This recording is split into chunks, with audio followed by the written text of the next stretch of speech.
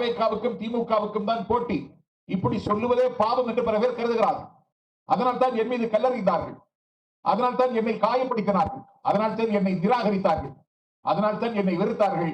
வெறுத்தவர்களை விட்டு விலகிவிட்டு விரும்பியவர்களை நம்பி உங்கள் முன்னால் தான் இருக்கிறேன். ஏன் இந்த பாகுபாடு உங்களுக்கு? ஒரு அரசியல் கட்சியை தொடங்குவதற்கு ஒரு உரிமை இருக்கிறது. நேற்று தொடங்கிய கட்சி தொடங்கியவர் எல்லாம் தமிழ்நாட்டில் முதலமைச்சராகி விடலாமா என்று கேட்கிறார். அதிலேயும் வைகோ அண்ணன் கேட்கிறார். வைகோவின் உயரத்திற்கு இப்படி அவர் பேசி இருக்கக்கூடாது. அறிவாலயத்தின் வாசலில் இன்றைக்கு படுத்து கிடக்கிறார் வைகோ. இன்றைக்கு அந்த வைகோ விஜயின் மீது கல்லறுகிறார். நேற்று அரசியல் கட்சியை தொடங்கியவர் நாளைக்கு முதலமைச்சர் என்று சொல்லலாமா? என்று உனக்கு கட்சி தொடங்கி 1994 தொடங்கிய கட்சி இன்றைக்கு 2025 வந்ததற்கு பிறகு கூட நான் முதலமைச்சராவேன் என்று நம்ப முடியாத அரசியல் அனாதை நீ.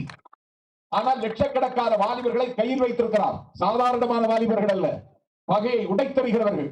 வானத்தையே கிழித்து பந்தலாக போடந்தால் விஜய் சொன்னால் அதை செய்து காட்டக்கூடிய தீரர்கள், ஆழ்வரையும் தோல்வரையும் உள்ளவர்கள், எல்லாவற்றுக்கும் மேலாக நீலவானத்தின் நிலவை நெற்றி பொட்டாக்கக்கூடிய அதிசயத்தை செய்யக்கூடியவர்கள், உறுதி படைத்த நெஞ்சம், ஒளிவடைத்த கண்கள், கனிவு கொண்ட மொழி, கடுமை கொண்ட தோள், இவர்களுக்கு உரிமை உள்ளது.